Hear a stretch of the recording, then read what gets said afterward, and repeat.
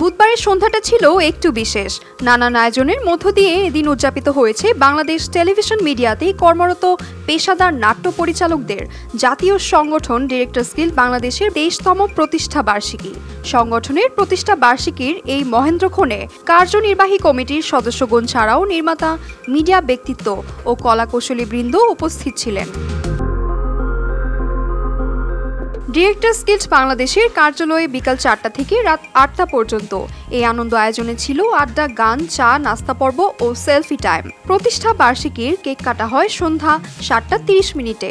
এ সময় ডিরেক্টরস গিল্ডের সাধারণ সম্পাদক SM কামরুজ্জামান সাগর ও সভাপতি অনন্ত হীরা বলেন, ২২তম প্রতিষ্ঠা বার্ষিকী প্রত্যাশার চেয়ে অনেক বেশি আমরা সাড়া পেয়েছি এবং আমাদের ডিরেক্টরস, নির্মাতা, কলাকুশলী, শিল্পী সবার মধ্যে ডিরেক্টরস গিল্ডের প্রতিষ্ঠাবার্ষিকী নিয়ে যে উৎসাহ, উদ্দীপনা এবং আনন্দমুখর একটা পরিবেশের মধ্য দিয়ে আজকের দিনটা আমরা পালন করতে পেরেছি। এই জন্য আমরা অনেক খুশি এবং আন্তরিক কৃতজ্ঞতা জানাই। ডিরেক্টরস গিল্ড প্রতিষ্ঠাবার্ষিকী টাকে উপলক্ষ করে আমরা চেয়েছিলাম আজকের দিনটাকে নির্মাতাদের, শিল্পী, কলাকুশলী, সাংবাদিক, আমরা যারা একসাথে কাজ করি, একসাথে পথ চলি, একে অপরের অংশ এবং সম্পূরক, তারা সবাই মিলিত হতে, সেই মিলন মেলাটা আজকে ঘটেছে নিকেতনে।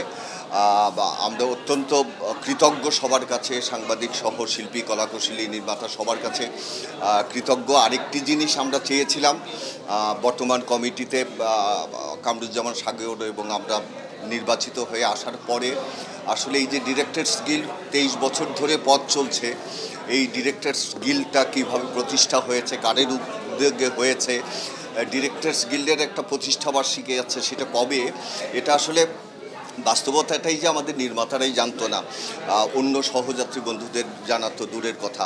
সেটা আমরা গত বছর থেকে জানান দেওয়ার চেষ্টা করেছি।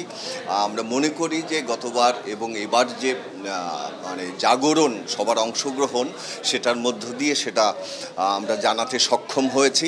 এছাড়াও পুরো সময় জুড়েই নাচ, গান ও আনন্দ উল্লাসে মেতেছিলেন সংশ্লিষ্টরা। মেহেরা রহমান, সিমরান, RTV।